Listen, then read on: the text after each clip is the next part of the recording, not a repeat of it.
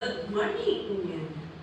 Kagalakan ko muli na makakasama kayo sa umagang ito at napakasaya po na ang mga magkakapamilya ay magkita-kita muli. Amen?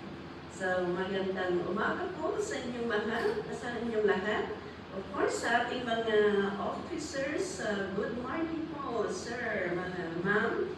At sa lahat po ng mga PDLs, magandang umaga po sa inyong lahat. And of course, sa ating lahat, napakaganda po ang ating umaga dahil kasama natin ang Panginoon. Amen? Okay, sa umaga ito, gusto ko pong ibahagi ang salita ng ating Panginoon na matatagpuan po sa Ecclesiastes chapter 12, verse 13 to 14. Yan. Praise God. Ito po ang ating topic ngayon. Sabi niya, now all has been heard. Here is the conclusion of the matter. Fear God and keep His commandments, for this is the whole duty of all mankind. Yan.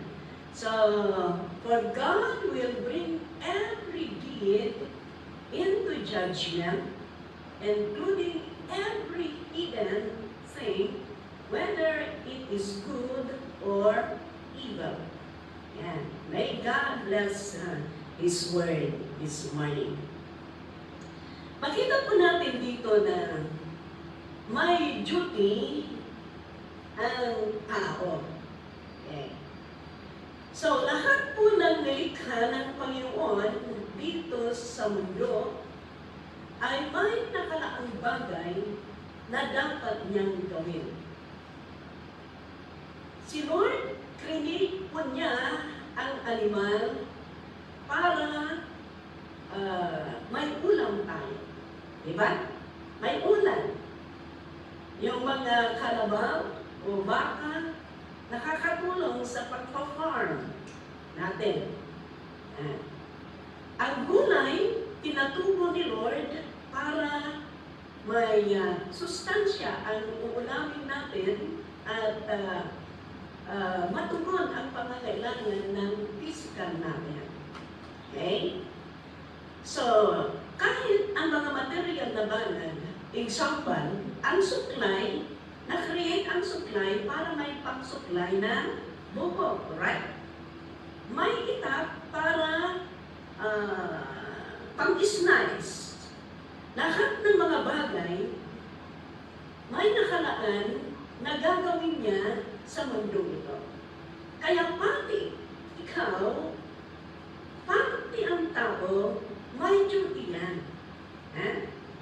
Pati tayong lahat, may nakalaan na dapat natin gawin according to the word of the Lord.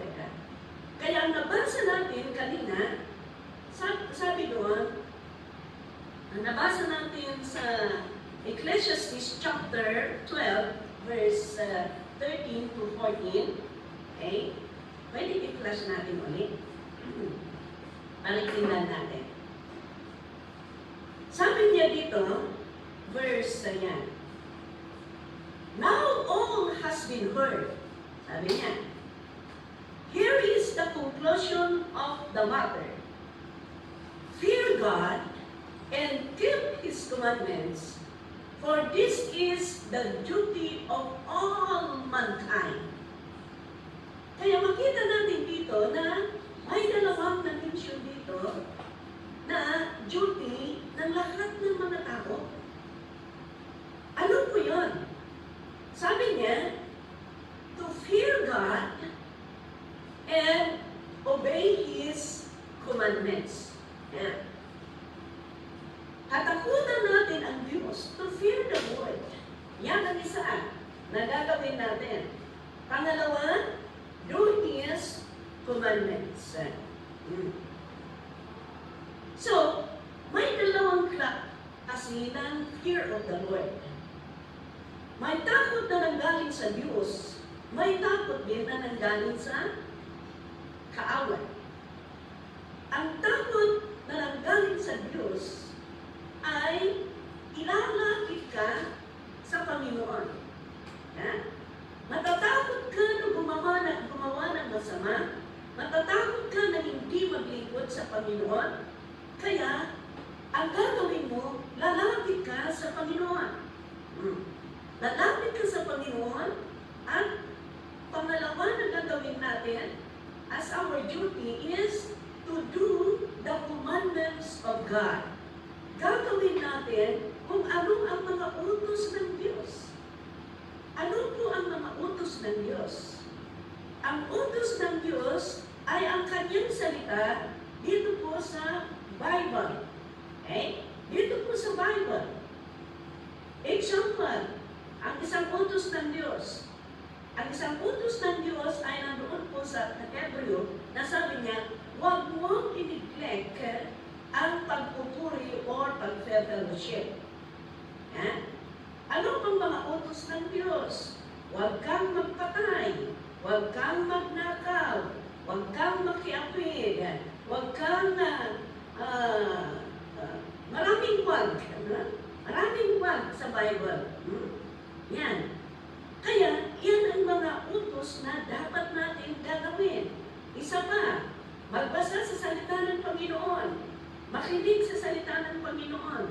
Yan ang mga utos ng Diyos. Ang daming mga utos ng Diyos. At yan po ang nasabi ng Panginoon na dapat natin gawin. Alam niyo kung bakit?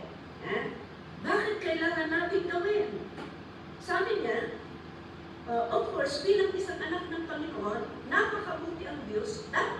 Kaya dapat ang mga anak ng Diyos, magpakabuti sila, magpakabanal sila, at sumunod sila sa mga utos ng Diyos. Ito po ang kagustuhan ng ating Panginoon na dapat natin gawin bilang isang anak ng Diyos. Alam niyo mga kaibigan, kung bakit maglingkod tayo, kung bakit inutos ng Panginoon na gagawin natin ang kanyang mga kautusan, dahil sabi niya doon sa susunod na verse, sabi niya, for God will bring every deed into judgment, including every hidden thing, whether it is good or evil. Mag-judge po ang lahat ng ating ginagawa. Mag-judge po ang ating ginagawa. Sabi niya dito, either good or evil. Of course, if you are doing evil, then your destination will be in hell. But if you do good in accordance to the will of God, then your destination is eternal life. Ano pong pipiliin natin dyan, mga kaibigan? Kaya, ang napakagandang gawin natin na isang anak ng Diyos, yung sumunod at mag-obey sa kautusan ng Panginoon. Kaya salamat sa Panginoon dahil tayo po ay nag-aaral sa salita ng Panginoon, nakikilala natin ang Diyos, ganoon din ang kanyang mga kautusan. At yung mga bagay-bagay na nalalaman natin, napakaganda po na gagawin natin, susundin natin. At sigurado po ako, mga kapatid, at I-guarantee if you obey the Lord, kailanman hindi ka magsisisi. Kailanman hindi ka magsisisi. Dahil, alam niyo, alam ng Panginoon ang ating ginagawa.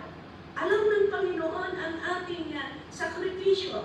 Alam ng Panginoon kung ano ang dinalaman ng puso natin. Ng puso natin ay nagmamahal kay Lord. Ang puso natin ay gustong sumunod sa ating Panginoon. At yan po ang kagustuhan ng Diyos. Kaya patuloy sana tayo naggagawa ng mabuti dahil ito po ay kaaya-aya sa ating Panginoon. Doon po sa Job chapter 34, verse 21 to 22, basahin natin. Sa Job chapter, yan. His eyes are on the ways of mortals. He sees their every every step.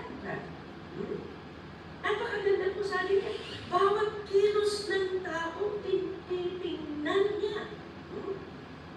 Sabi dito, there is no deep shadow, no other darkness, where evildoers can hide. Napakaganda. Bawat kilos ng tao, tinitingnan ng Panginoon. Ang bawat hakbang nito ay hindi limit sa Kanya. Kaya yung bawat hakbang mo, alam ng Panginoon. Bawat kilos mo, alam ng Panginoon. At sabi niya, walang sapat na kadiliman ang mapagtataguan ng mga makasalanan. Ibig sabihin, walang sapat na kadiliman na pagtataguan ng isang makasalanan. Ibig sabihin, ang isang tao na makasalanan, alam ng Panginoon. Walang dilim na pwedeng pagtaguan. Walang dilim na pwedeng pagtaguan. Alam niyo kasi ang isang tao, kung nagkakasala yan, magtatago yan. Diba? Magtatago yan. Literally speaking, ganun din. Kung magkasala ka sa gobyerno, magtatago yan, magtatago yan.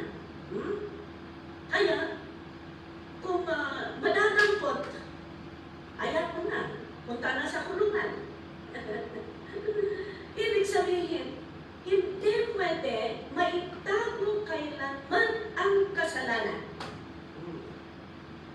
Itago mo man yan, ilang taon, ilang buwan, pero pagdating ng panahon, ay maibubunyag din yan. Ganun po. Kaya, ang napakaganda, sabi niya dito, bawat kilos ng tao, tinitingnan ng Panginoon.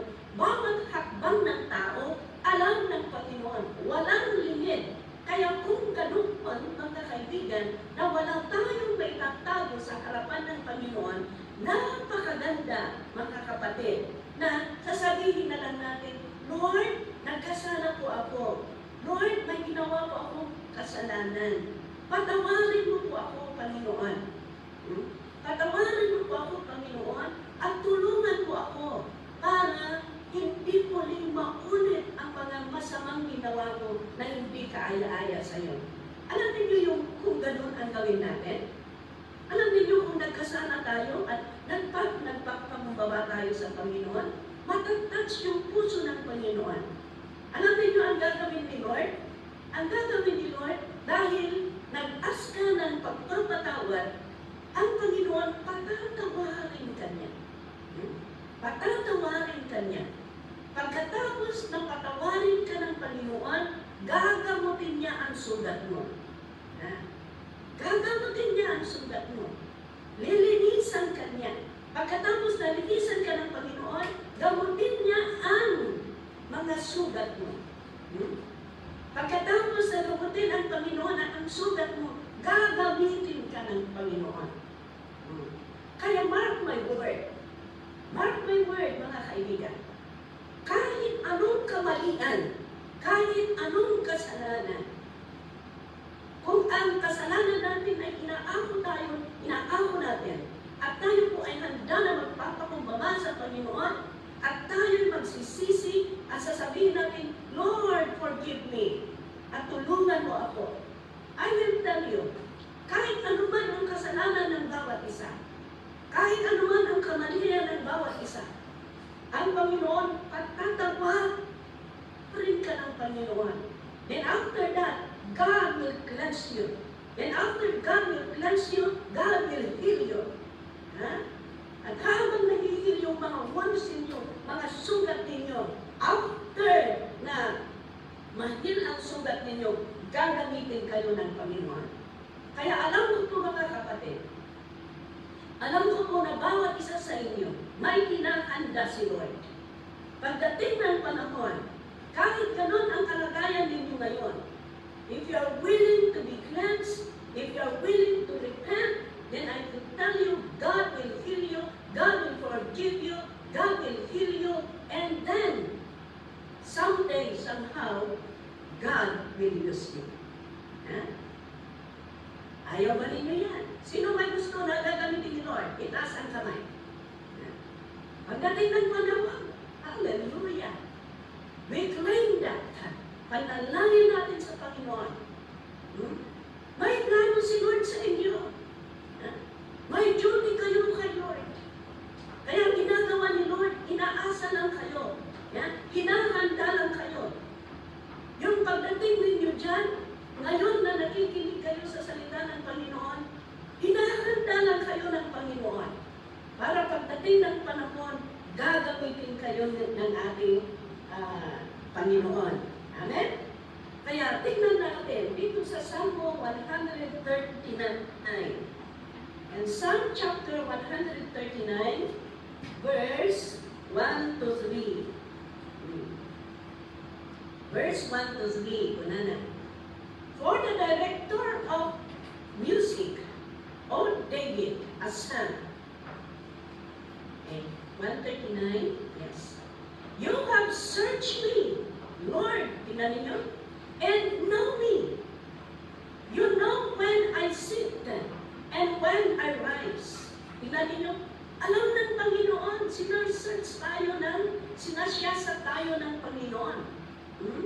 At alam ng Panginoon ang bawat isa. Sabi niya, you know when I sit and when I rise.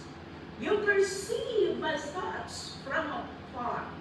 You discern my going and my lying down.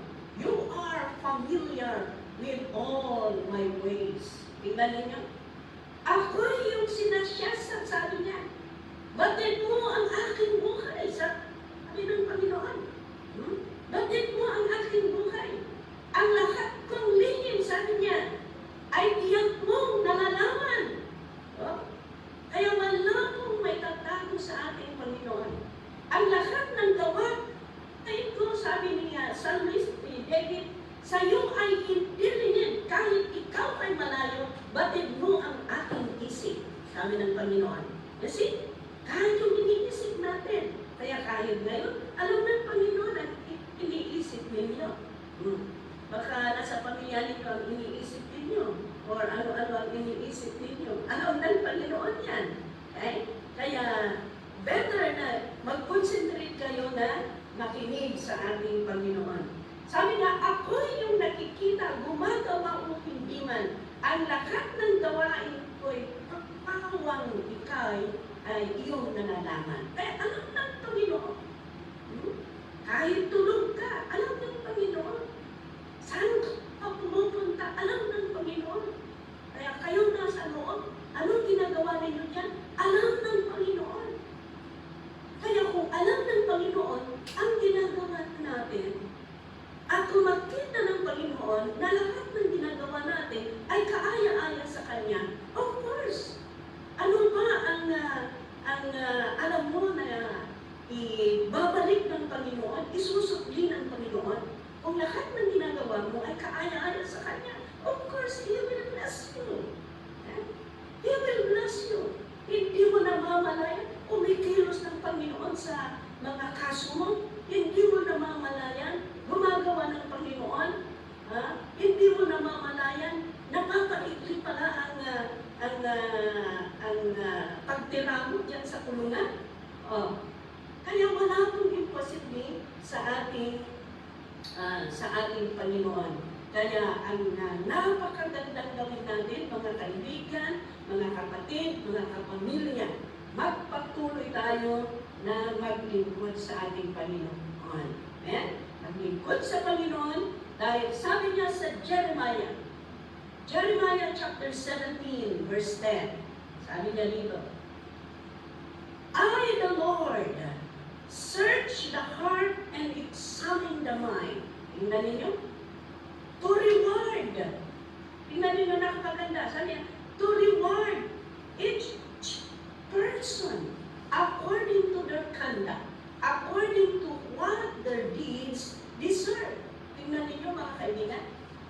Ang Panginoon, tinitingnan niya, sinesearch niya, alam niya. At sabi niya dito, God will reward each and every one. Ang Panginoon ang nagbibigay ng gantimpala sa bawat isa according to their conduct. Sabi niya,